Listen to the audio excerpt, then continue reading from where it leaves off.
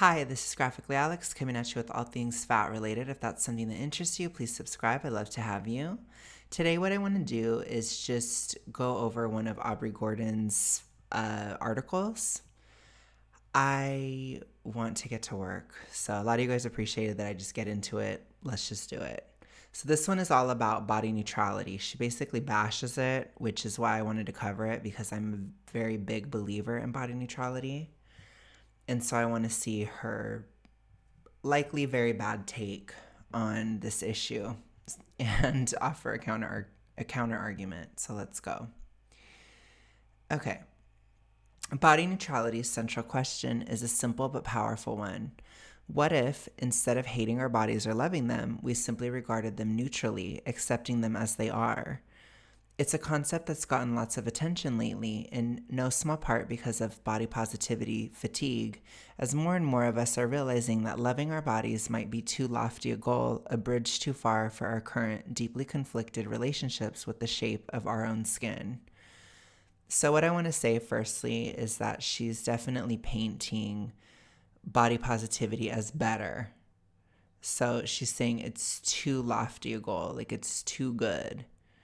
It's a bridge too far, right? So it's too much. Like if you don't like body positivity, then you're not able to handle the good or something, or like you're not good enough, basically, because you can't handle it. So you're not hitting the higher goal, which I would say, no, I think it is a higher goal to not be emotional about your body whatsoever, because that's the root of most ED. One of the biggest roots of it anyways. The actual root of it is anxiety. But, in terms of body image, that is one of the most important things, is that you feel very strong emotions about your body. And if that were to go away, then you might be able to break the cycle. You might not be able to continue the ED if you can do that, which is why I suggest it a lot, because number one, it is attainable because you just don't think about it. So if it comes up, if you start thinking about it, you think about something else. It's very achievable. Body neutrality has been making headlines these last few years too. Jamila Jamil and Taylor Swift have embraced it. Outlets including The Guardian and The Cut have published articles like "Forget Body Positivity, How About Body Neutrality? The Rise of the Body Neutrality Movement. If you're fat, you don't have to hate yourself." And "What is Body Neutrality? The New Trend Loved by Beautiful Celebs" on Instagram. 57,000 posts are tagged body neutrality, and more are added to its growing canon every week. I can understand the appeal of body neutrality. Can you, Aubrey? Initially, for many, body positivity felt promising, a movement that encouraged us to celebrate our bodies as they are, not as they will or could be. Neutrality can feel like a welcome relief and a more attainable goal. Okay, that's the end of the sentence, end of the statement. I think that would be a great end of the article. That would just be a good tweet in general. That's it. Bye, Aubrey. But no. For those of us recovering from ED, battling body dysmorphic disorder, or carrying major body-based trauma, neutrality can feel like a more manageable goal than positivity. So she's, in my opinion, which again, you have to understand, I am in my summertime sadness era, and I also take everything Aubrey says horribly with the worst possible interpretation. So I think that she is actually putting down people that are in these categories, because she's saying that because you have these traumas or because you have this issue, you can't handle positivity. Again, you're not good enough, or you're not as good as she is, basically. That's my opinion, which as out of these, this one would be me. But I would say recovered, so I would say it more so past tense, but that was me. I don't have these other issues though, but she's putting all of us down, in my opinion. Okay. Even if we're not dealing with those acute pressures, loving our bodies can still feel lofty, utopian in a way that's impossibly out of reach.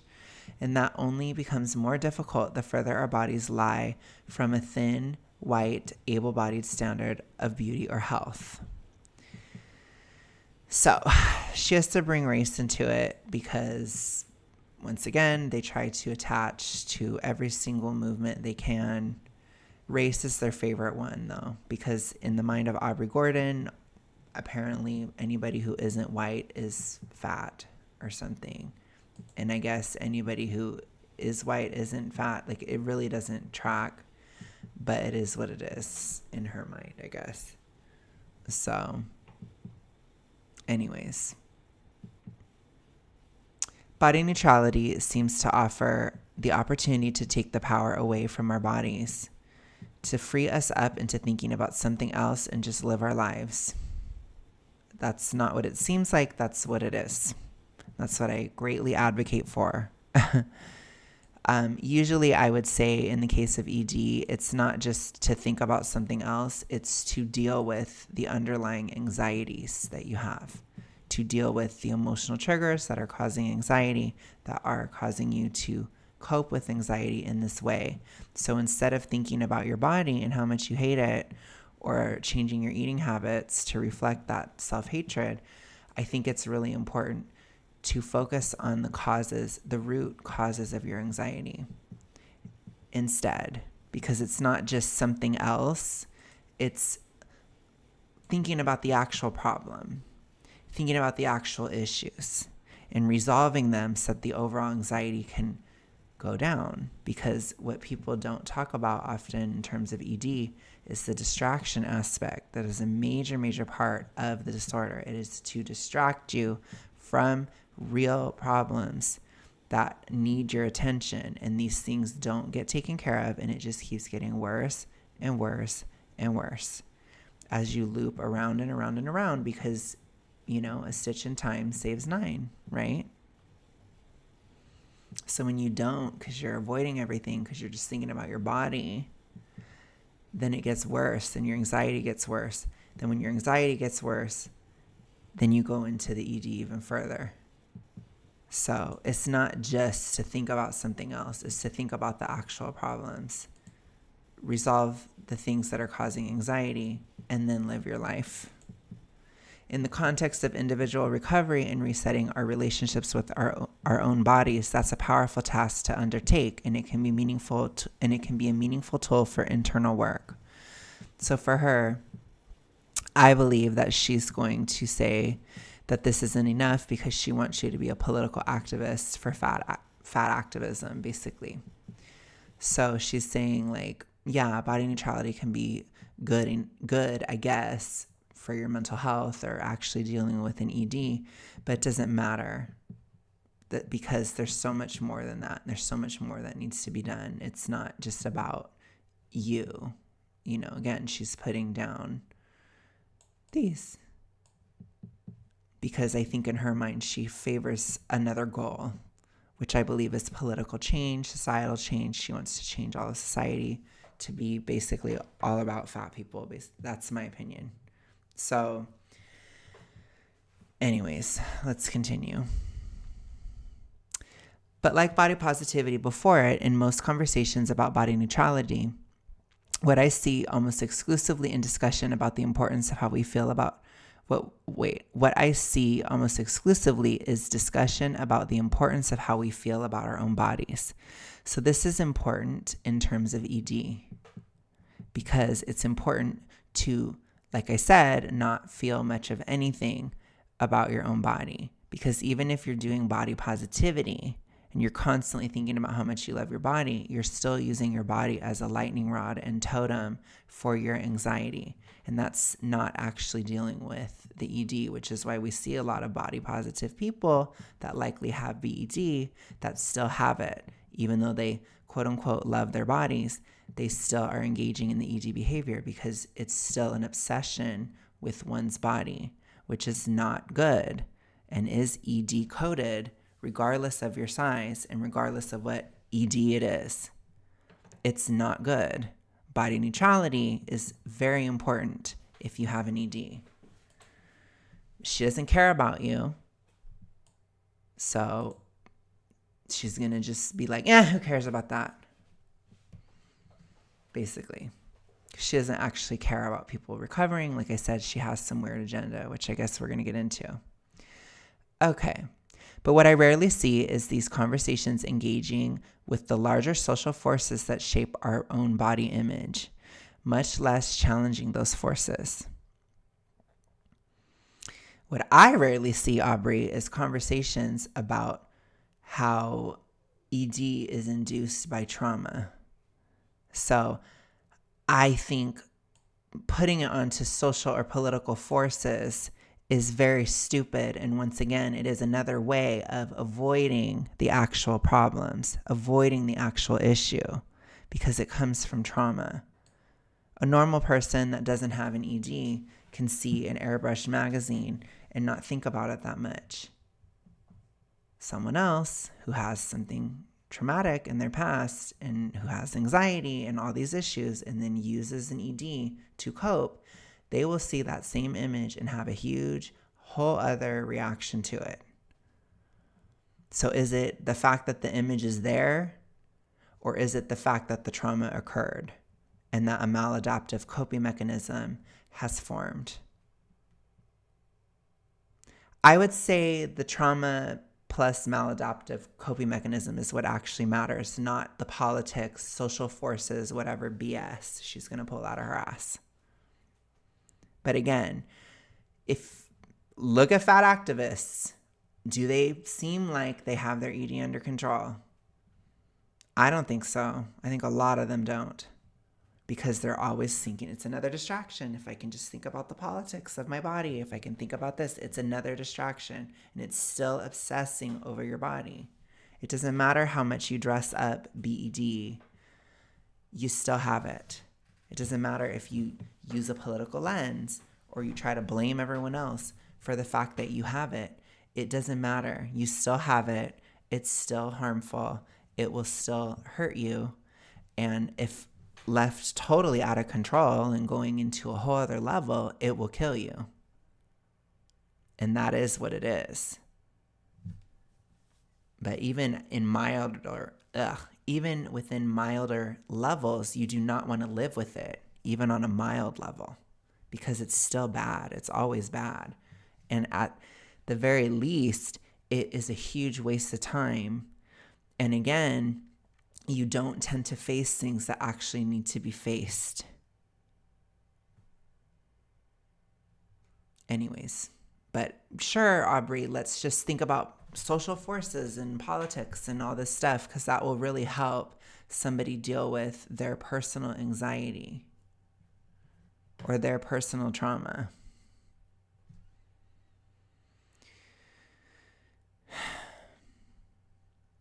After all, fully embracing our own bodies can be easier said than done, especially if our bodies are marginalized ones. We live in a world that constantly, ruthlessly judges our bodies, particularly if our bodies are anything other than white, thin, abled, free of scars and blemishes, or otherwise marked by difference. People are judged for literally everything, but there's a reason why this judgment bothers you so deeply. Because if that's true, if everybody's body is constantly judged, then why is it affecting you so much? How are other people just fine? It's because there's something else there. Like I said, it is a trauma response. People judge people for literally everything. We live in constant state of judgment. It is what it is. It's how it's always been. It is how it always will be. It is a natural part of the human mind. Humans judge each other. It's just what happens. Even if you yourself are not a judgmental person, there's never going to be a moment in time where nobody is judgmental. That will never exist. So this is a goal that will never actually be achieved. This is something to waste your time and distract yourself. That's all. Okay. Those judgments are upheld and deepened by institutional practices and cultural beliefs that keep fat people, disabled people, people with disfigurements, and more on the margins, not because of how we feel, and more on the margins, not because of how we feel about our own bodies, but because of how other people treat our bodies. But rather than tackling the systems that produce inequality among our bodies, body neutrality suggests that the way to deal with the impacts of these complex systemic forces is simple. Just change your mindset. Oh my gosh, this is very, very word salad-y. So what I will say is,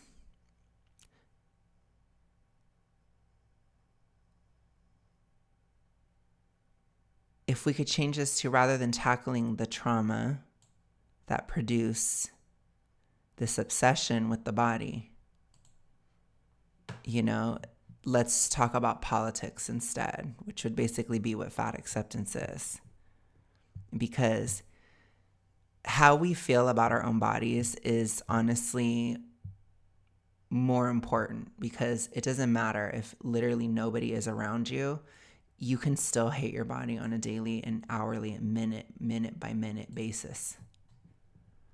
So regardless of anything else, to act as if how you feel about your body, especially if you're fixated upon it and always thinking about it to the point where you're harming your body, I would say that that's definitely a bigger priority, regardless of anything, because you can't escape yourself. So I would say that is important. And like I said, we shouldn't feel about our bodies, because your body is just your body, because neutrality is better. Because if you're obsessed with it, like I said, it's a problem. Regardless of what it is, it's a problem. But especially in the context of weight, that is coded. Even if there's something about your body you don't like, if you obsess over it all the time, it's going to have a much greater impact on you than what one comment said, what one person said in a comment 4 or 5 years ago. If you're always hating it about yourself every single day, that's not great, I'm sorry. Anyways. Oh my gosh. As far as systems that produce inequality, I think that this is something that she would need to explain. I think that she says this because when I hear that, I'm like, huh? So she would need to actually explain that. But she's assuming that you already agree with her, and I don't necessarily agree with her. So I don't know. Like, are you talking about the dating market, for example? Is that a system that produces inequality? What are you talking about? Because a lot of times fat activists, they say systems, but they don't mean a system. Like, again, I would ask a fat activist to point to a law. Show me a law that discriminates against fat people. And they can't really point to anything, because it doesn't exist. So they use system very, very, very loosely, extremely loosely. And once again, I don't appreciate the obsession with systems in regard to weight loss, because at the end of the day, no matter what path you choose to get to a healthier weight, it's going to take self-accountability and you opting in. So a system is never going to save you from being super morbidly obese. It's never going to save you, no matter what. So it's stupid. I think it's really dumb. And I'll continue to say that even if I get hate for saying it, because people always talk about, well, we need resources, or we need this, or we need that. People won't necessarily use them. There are already resources there and people don't use it. You can't force somebody to want to change. You can't force somebody to want to do something. It's not a systemic issue. It's a cultural issue. And I will continue to say that in regard to obesity. Anyways, which culture is different than the system. The system is like laws, you could look at like the food system, for example, but if people weren't buying crappy food, then they wouldn't produce it. So the culture is what's leading the system. The culture is the problem. And how do you change culture? The first thing you do is you have to change your mindset. Because culture comes from a bunch of individuals' mindsets. So there's that saying, be the change you want to see in the world. And the more people that change, the more culture will change, which is why I do this channel, because I'm trying to push for a cultural shift on the issue of obesity, because it's really, really poorly handled on pretty much any level. Okay, anyways. In that way, body neutrality perpetuates a problem that has long plagued body positivity, the conflation between body image and body-based oppression. I think that what you're struggling with here, Aubrey, is you need to prove that body-based oppression exists. And this article isn't doing that. You're assuming that somebody already agrees with you, which is really stupid, honestly. So I'm like, what do you mean? Explain, give examples, tell us what you're talking about. There's nothing there. There's just this term that we're supposed to just agree with. Body image refers to how each of us individually feel about our bodies, okay? Body-based oppression is about how the world around us treats our bodies. Okay, here's the example. So, for example, a fat, disabled person might not have issues with how they see their own body, but may struggle with a lack of acceptance from those around them and in the environments they're in.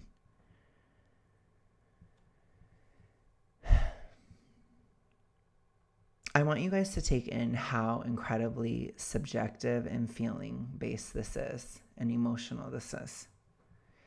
Are we going to outlaw emotions? Are we going to bully somebody into feeling a way that they don't feel? If somebody doesn't accept you, what are you going to do about it? Yell at them? Scream? Cry? Do you think you can force it? This isn't a law that she's talking about. This isn't a systemic thing that she's talking about. This is an extremely emotional thing. What system does she think she can create that's going to make this go away?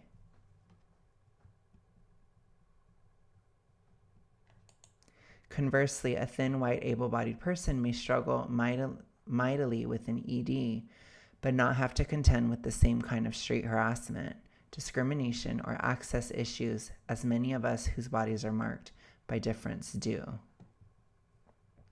But you don't know. There's always an assumption in these kinds of conversations. You have no idea. Somebody who's thin, white, and able-bodied may also not be accepted, because this is such an emotional thing with a lack of acceptance. You don't think there's any thin, white, able-bodied people who have struggled with a lack of acceptance? This is the most nebulous, emotional thing I've ever heard.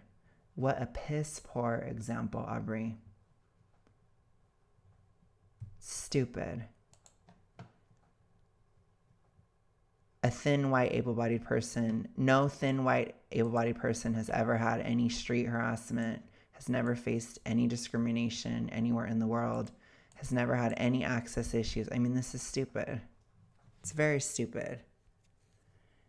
Now, I don't have a lot of experience with disability. What I will say is, when it comes to being disabled, I've heard at least that's really important to advocate for yourself and to do your best to utilize help and access that is available. And I don't think there's anything wrong with advocating for something to be available, especially if it's, of course, if it's totally necessary, you know what I mean? Like, I don't think there's anything wrong with having ramps or, certain things like that. I can understand that. But in terms of obesity, which is a completely different issue than disability, I would say that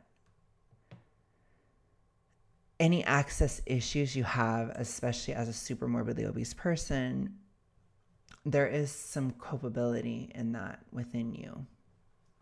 And I'm not trying to say that to be mean, but I am saying like you're alienating yourself to such an extent that you can't fit in normal environments or spaces anymore of your own choices and of your own behaviors, which again, some of which is ED, which, yeah, but ED is not an immutable characteristic. You can get rid of it. And I will constantly say you can, because people act like you can't. You can. It's just a maladaptive coping mechanism. You can have a healthy coping mechanism. So you still have to fight it, just like you have to lose weight if you're really huge. It's the same kind of thing. The work in terms of an ED is not just going to happen because, you looked up at the sky one day and it just changes. You have to fight it. And what are one of the best ways of fighting it? Body neutrality. Because that takes out one of the steps in the cycle. So you live through your day, you're doing your behavior, you're doing your cycle, and you get to the body hate stage and you say, no, I'm not doing it. Because I don't feel anything about my body, because it doesn't matter. And it starts to weaken it over time. It's great. Trust me, it's one of the first things I did was I stopped hating my body. That was one of the first steps. The two first steps I took is I stopped hating my body, or I started realizing I did and started to stop. And I started being honest about how much I was eating. And those two things really helped. Like I started saying things like, I know why I'm fat. And that was like a very, very, very, very, very early stage recovery. And it was really, really hard for me to say that in the beginning. But it's very important, even just to say it to yourself, because there's a lot of delusion and self-gaslighting in ED. And so you have to stop. But part of that is that internal monologue about your body. You have to stop. It's really, really important. It's so important to stop. Okay, sorry. I don't want to get like emotional about it, but okay. Anyways, let's continue. As a fat person who writes about what it's like to be fat, I'm intimately familiar with this conflation. Too often when I talk about employment discrimination, I'm met with advice to screw the haters, as if that pays the bills for fat people. That is really bad advice, but that's funny. When I and other fat people, I would just say, look for a different job where it doesn't matter. That's what I would say. Because there are jobs where it doesn't matter. Because unlike Aubrey, I don't live in this fantasy world where no fat person can get a job. I've had many jobs. I know a lot of people who have had jobs that are fat. I know a lot. I think almost every fat person I've ever known has had a job. So find a different job. People can reject you at a job for almost any reason, and they don't even have to tell you. Just find another one. Okay. Or keep looking somewhere else, Anyways, when I and other fat people talk about the danger substandard healthcare poses to us, we're told to just love ourselves. Again, this is not just a fat issue. There can be issues all across the board. I know especially maternity care and like childbirth, it's rough sometimes. So it's like we have a lot of issues in our healthcare system, and it's not exclusive to fat people. I'll just put it to you that way. It doesn't mean that it's the worst thing in the world or whatever. It just means it needs to be improved. There's a lot of issues with it, and there's so many conversations that need to be had about it. so many because especially the American healthcare system, it's incredibly confusing. It's very convoluted. It's very bizarre. I just heard somebody's experience today, which I won't get into because it's private, but oh my gosh. It's like when a family member is telling you about a negative experience in the American healthcare system, and the whole story takes like over an hour. And that person is not the super fat person. Okay? There's just problems. I think if we actually talked about the actual issues and didn't always talk about fat people in regard to it, we might actually come to some solutions. But again, she doesn't actually care about helping people. I think I've established this, or I at least know this. If you disagree, then whatever. I guess you can live in a dream world where Aubrey's trying to help people. Okay. Anyways, which isn't bad advice, but it's irrelevant to whether or not we experience discrimination. Doctors who refuse to see fat patients aren't doing it because we don't love ourselves. Yes, but they cannot do it because they don't have expertise. They don't have expertise in that area. So, I don't know. It is what it is, I guess. After all, none of our bodies are received neutrally by those around us.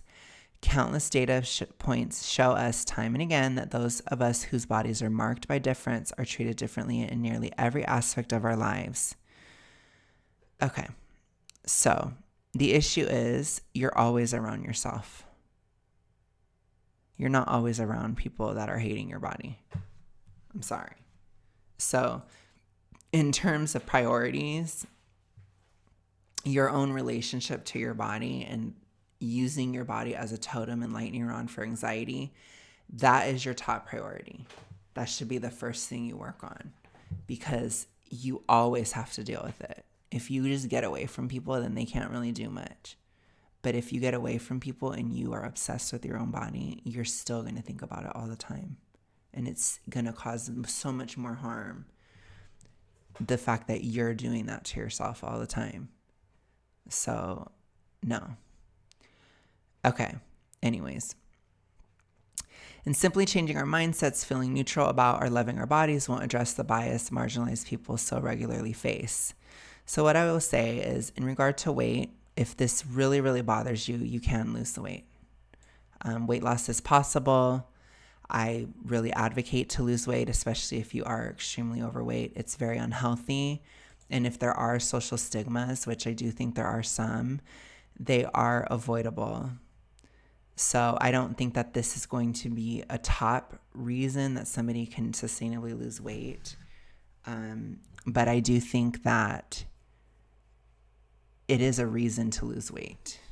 It is one reason. It's not a top reason, but it is a reason, because it's unhealthy and there's a stigma. So get your health in order, get rid of the stigma. I'm not seeing the lack of benefit. So if this really bothers you, if it really, really bothers you that other people judge you for being overweight, you can lose the weight. It's possible. You can't control other people's judgments, but you can lose the weight. And I will always advocate to do it healthfully, because you should always put your health first in regard to a weight loss journey. Okay, anyways. For those of us whose bodies lead to systemic adverse treatment, self-love isn't as simple as a mindset shift, a light switch to turn on. To be sure, self-love and body neutrality are powerful things, but they aren't so powerful that they can divert or erase others' harmful actions or make unjust systems more just. You're always going to have to advocate for yourself no matter who you are. You're always going to have to deal with people that are taking harmful action against you, because we don't live in Pollyanna dream world where everybody is sunshine and rainbows and loves each other. That's not reality. So you're always going to have to protect yourself. It's just a reality of life. It doesn't matter what your body looks like. Somebody will try to fuck you over. It doesn't matter what your body looks like. At some point, the system is going to fail you. Systems will never be perfect. People will always judge. These are, there will always be bad people that will do harmful things to others. These are just things that are always going to be there. And it's very dumb to sell a Pollyanna vision that it's going to change, especially in regard to obesity. You can lose the weight. Imagine how much better it would be if you took all your political activism energy and just put it into losing the weight, because it would solve the issue. Otherwise, you have to be like J Bay, and you have to advocate for bigger hallways and buildings, and every single building to be retrofitted with like huge hallways or something. I mean, it's crazy. It's not going to happen. Anyways. Okay. Body neutrality alone can't address our own learned biases either. I don't know what is this like trying to make everything about everything. You know what I'm saying? It's weird. While working toward neutrality with our own bodies may make some limited shifts in how we see others, it won't do the work of uprooting our biases for us. So I don't think she understands that for the most part, people with ED, they're very focused on themselves. Very, very, very focused on themselves. There are some versions of it where people judge other people. What comes to mind is especially like orthorexia, where people judge other people's diets very, very harshly. Or like they can't even be around it. Like if somebody's eating something that they don't believe you should eat, they can't even be around it. That's bad. That's kind of ED coded. But in terms of like, in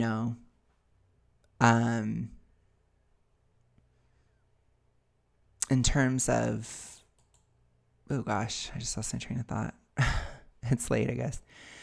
But yeah, I would just say like in terms of most ED, it is about our own bodies. It's not usually about other people's bodies. I know this is a cheesy example, but I am a Swiftie, so I'm sorry. But in the case of Taylor Swift, for example, she had a restrictive ED, but her mom is overweight, and she loves her mom. It had nothing to do with someone else's body. It had to do with herself. And that's how it typically is. So again, I'm not really in favor of shaming people, especially with ED, because shame is something that will fuel it. And this is shaming others. So this is Aubrey. I can't even talk. This is Aubrey reinforcing ED behavior through shaming people and saying, oh, well, if you feel this way about your body, then that means you hate other people too. So you should feel ashamed of that. You see, very toxic person. Can't stand her. Anyways, none of that means any of us need to abandon body neutrality, but it does mean we'll need to stop ourselves from misinterpreting our personal healing practice with addressing our own biases. Oh, Aubrey, we love shaming, don't we? And we certainly need to be crystal clear that while body neutrality can be a useful individual tool, it's not a movement for body-based justice or liberation. You know what? We can be really oh my gosh, I am like marbles in my mouth tonight. You know what we can be really crystal clear about, Aubrey? We can be crystal clear about priorities. I can assure you that if Aubrey would have tried to tell me this when I was in the throes of my BED, and especially in my very, very early recovery, like 2021, where I was getting completely out of it and I was like leaving it forever, basically, I would have been so pissed at her for telling me to make my issues about everyone else when I I was really white knuckling it in 2021. Like, I was just like, I'm not going back. I'm not doing this anymore. And it was a very hard time because I wasn't getting any benefit from giving it up at that time. And that's really difficult because that was the time where it felt the most like an addiction, was in 2021, because I had to kind of white knuckle it and just be like I had already done so much work. It took me 6 years, you guys. The last time I binged within a BED context was in October of 2020. And so 2021 was coming, and it was like I wasn't doing it for quite a while, and I was not feeling any better. I wasn't getting any better. I had put on weight. I was struggling, and it's like I needed to focus on that. I needed to focus on me.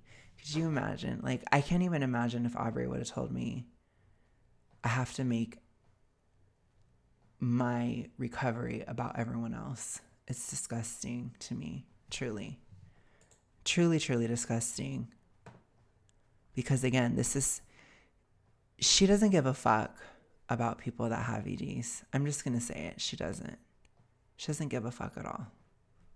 She sees it as like well, you're just a peon. You're just a POS, basically, or you're just dumb. That's how she views you. And so I view her the same, to be honest. I reflect it back. But that's honestly what this is giving. She's not looking at any kind of practical recovery, or what recovery actually looks like, because she doesn't care about it, because all she cares about is her weird political agenda that doesn't even make sense, which I guess, leads to people wanting bigger hallways built or something that doesn't make sense. Anyways. Okay. All of us will need to do what's right for our own healing, especially those of us in recovery for ED, body dysmorphia, and more. Yeah, but it doesn't matter, basically. If the best tool for you is body neutrality, I wish you the best with it. But I'm also going to shame you over it, and I'm going to say it's not as good as body positivity and body liberation.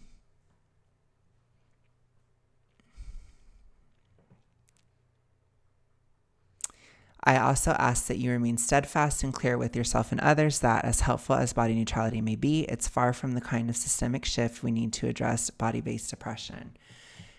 And that is where she's trying to take advantage of people with mental illness and recruit them into whatever she's recruiting people into. Anyways, thank you guys so much for watching. Let me know what you think. I